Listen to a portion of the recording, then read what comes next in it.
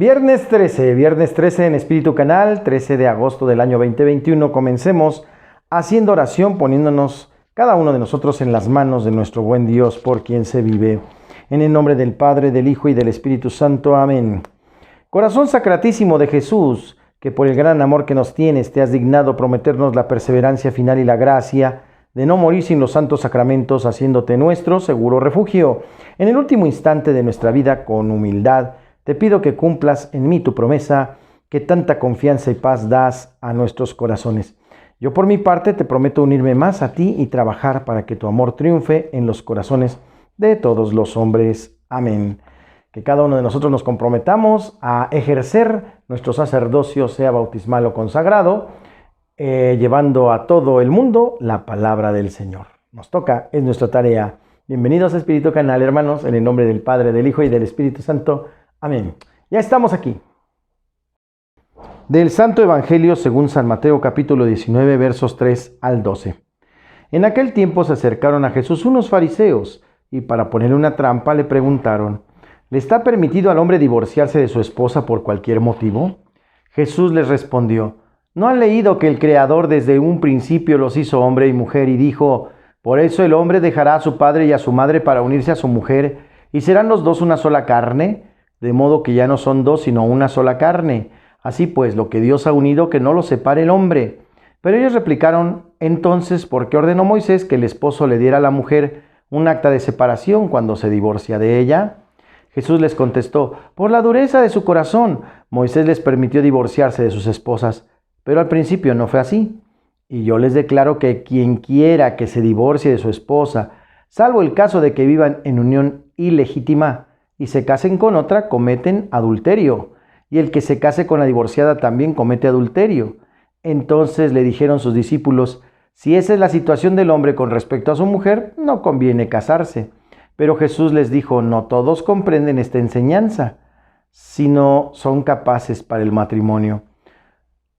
Algunos han sido mutilados por los hombres y hay otros que han renunciado al matrimonio por el reino de los cielos. Que lo comprenda aquel que pueda comprenderlo. Palabra del Señor.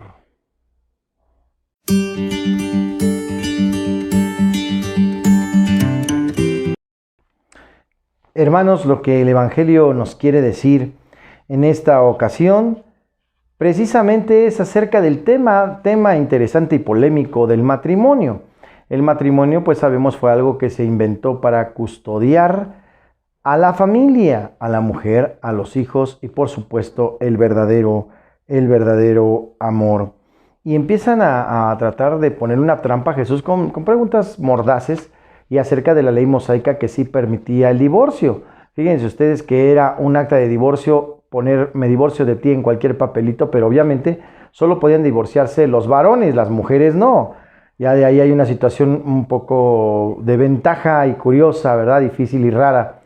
Y después, por otro lado, ¿verdad? Lo que implica el dejar o romper el vínculo.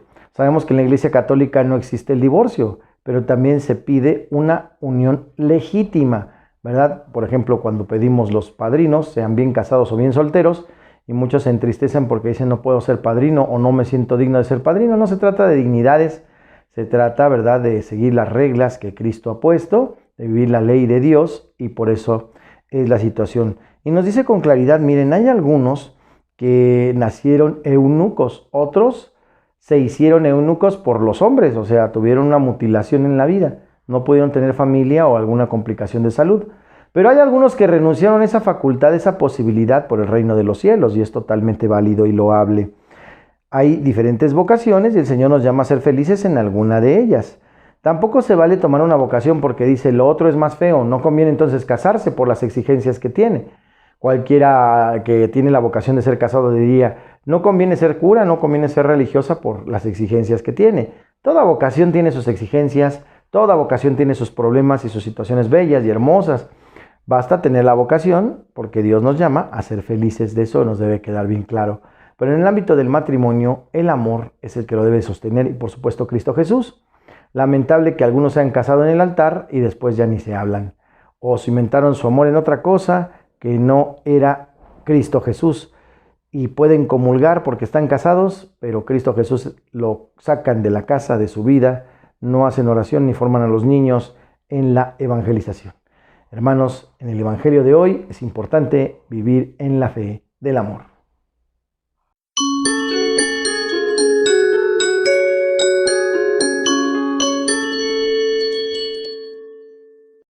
En el tema de hoy, soy católico y quiero serlo porque la Iglesia Católica es el árbol plantado por Dios.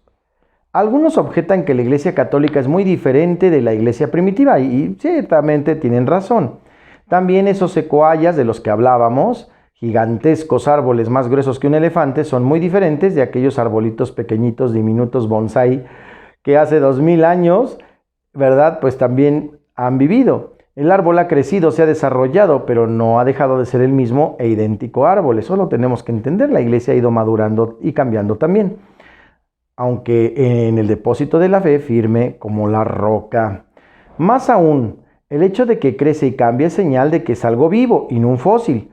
Lo mismo la Iglesia de Cristo ha crecido en la fe, su doctrina se ha desarrollado, muchos misterios nos son más claros y evidentes ahora que en tiempos de los primeros cristianos. La Iglesia crece y se transforma por la fuerza del Espíritu que la anima, pero sigue siendo la misma. La Iglesia de Cristo subsiste en la Iglesia Católica. Lumen Gentium número 8. La Iglesia es el árbol plantado por el Padre Celestial y toda la planta que no haya sido plantada por el Padre Celestial será arrancada de raíz. Mateo 15:13. Yo por eso prefiero arrimarme al buen árbol de Cristo para que me cobije la buena sombra de su Iglesia. En el número 48 de la Lumen Gentium del Concilio Vaticano II leemos: Cristo envió a sus discípulos al Espíritu vivificador y por él hizo su cuerpo, que es la Iglesia, sacramento universal de salvación. Cristo, nuestro único Salvador, ofrece la salvación a todos mediante su única Iglesia. Esa Iglesia no es una estructura, algo separado o independiente de Cristo. Pedro y su barca son dos cosas diferentes. Pedro no es su barca, en cambio la Iglesia y Cristo, aunque no se identifiquen, son inseparables. Lo podemos checar en la Dominus Iesus número 16. ¿Qué es lo que nos enseña un convertido y un apóstata? Esta verdad que nos enseña San Pablo no es fruto de ninguna reflexión teológica ni de ninguna opinión bíblica, sino de una experiencia viva, real, de Cristo en el camino de Damasco, y pregunta precisamente Cristo a Saulo: ¿por qué me persigues? Cristo ya había muerto y ascendido a los cielos. Saulo no podía perseguir al Cristo glorioso, pero sí al Cristo místico, la Iglesia. Cristo y su Iglesia no se identifican, pero la cabeza no está separada de su cuerpo. Cristo toma cualquier ofensa a su Iglesia como una ofensa a Él. Yo soy, dice, yo soy Jesús, aquel a quien tú persigues. Hechos 9, 4 al 5. El gran error de muchos cristianos, incluso católicos, está en creer que la Iglesia es una estructura, una religión establecida o algo separado de Cristo. Pero Jesucristo, no, ningún papa ni teólogo me enseña que la Iglesia es algo suyo, tan suyo como parte de su ser. Es su esposa a la que ama con amor infinito y se entregó por ella en la cruz. La Iglesia, en la experiencia de Saulo, es Jesús perseguido, es visible como Jesús y por eso se le puede perseguir y despreciar como a Jesús, pero también se le puede amar y servir y obedecer como a Jesús. San Pablo aprendió por experiencia lo que muchos cristianos han olvidado. Si perseguir a la Iglesia es perseguir a Jesús, amar a la Iglesia, obedecerla, servirla es amar, obedecer y servir a Jesús. Hoy hay muchos convertidos, pero convertidos al revés. San Pablo, al revés que de siervos e hijos de la Iglesia, se convierten en sus críticos, acusadores y perseguidores. El hecho actual de que en la Iglesia Católica florezcan los teólogos disidentes, las monjas rebeldes, los católicos que se erigen en jueces y críticos de su madre la Iglesia, nos revela que existe una gran crisis de fe dentro de nuestras filas. Se ve a la Iglesia como una sociedad humana y no como obra divina. Es indudable que para esos católicos la Iglesia no es la esposa de Cristo, a quien Cristo amó y se entregó hasta la muerte por ella. Yo por eso soy católico, porque sí es verdad que a Jesús le duelen como hechas a él mismo las ofensas a su Iglesia. Entonces, amando a la Iglesia, amo a Jesús. Sirviendo a la Iglesia, sirvo a Jesús. Si la Iglesia es visible e identificable para odiarla, entonces también debe ser visible e identificable para amarla. Lo que me cuesta entender es la necedad de aquellos que dicen que la Iglesia es invisible, o sin embargo la atacan, la desprecian, la insultan, o sea, Cuando se trata de protestar, odiar y criticar la iglesia, sí es visible y la identifican muy bien y no la confunden con ninguna otra. Pero cuando se trata de amarla como esposa de Cristo, defenderla como madre y obedecerla como maestra, algunos alegan que es invisible. El amor a la verdad nos debe hacer entonces reconocer que dentro de la Iglesia Católica también hay muchos protestantitos. Y sí, la predicación en algunos sectores de nuestra iglesia ha perdido credibilidad ante los evangélicos y ante nuestros mismos fieles. Se debe en parte a que dentro de nuestras filas ha habido muchos escándalos, rebeldías, y que en vez de predicar con fuerza y pasión a Cristo, el evangelio y la conversión, hemos estado discutiendo de sociología y política. Deberíamos de preguntarnos si no es el protestantismo católico lo que hace más creíble el protestantismo evangélico, para reflexionar en el tema de hoy.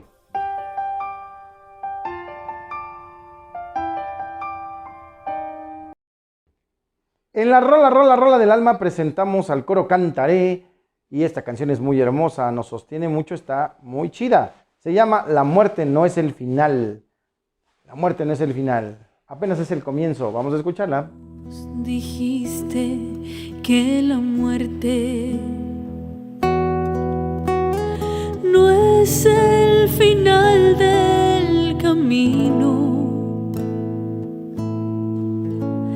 que aunque morimos no somos carne de un ciego destino.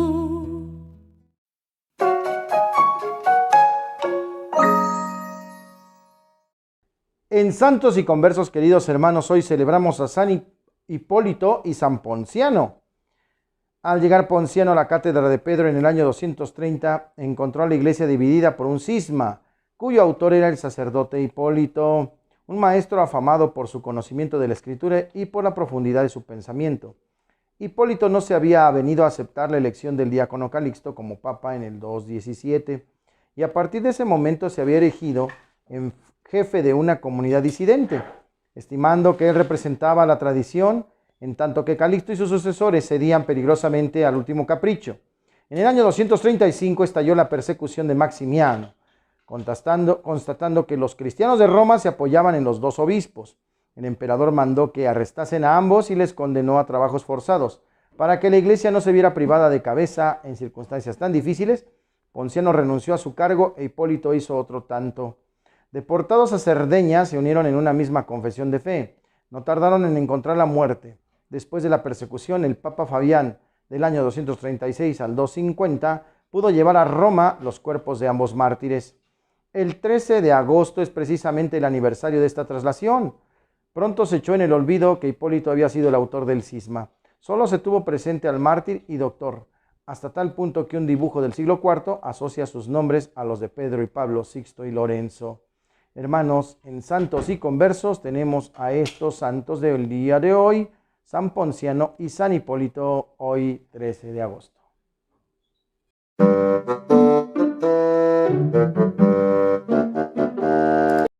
Y en el chiste, el niño le pregunta a su mamá, y también la hermanita, oye mamá, ¿por qué te casaste con papá? Y la mujer le contesta a su esposo, le grita desde ahí, ¿ves, Paco? Ni los niños lo entienden.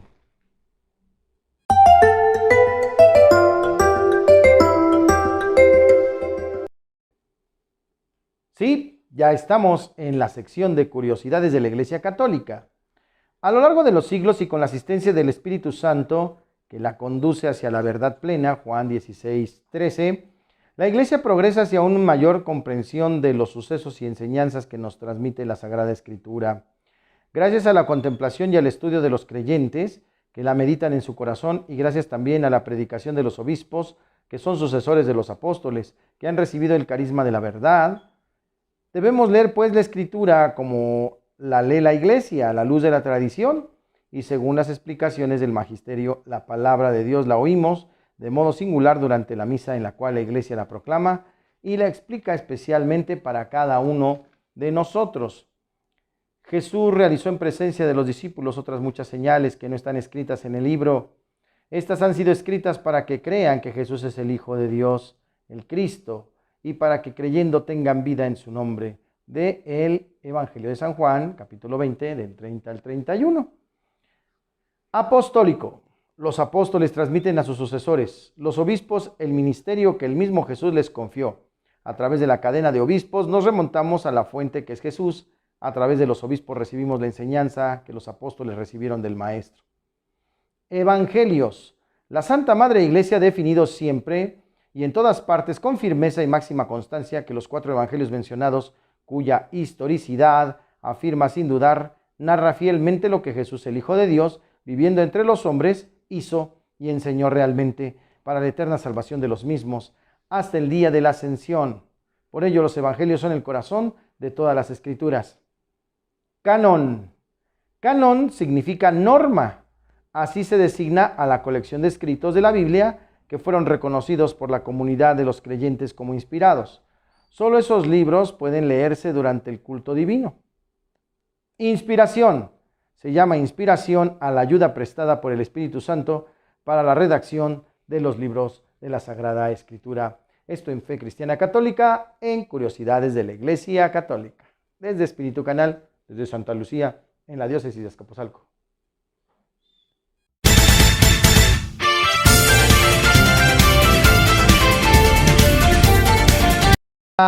En la buena onda de hoy, fíjense que qué padre, qué bonito, qué interesante es escuchar de parte de la comunidad cristiana algunas sugerencias para la fiesta patronal. Pueden ser, no sé, algún cantante, algún comediante, incluso hay familias que se dedican a eso.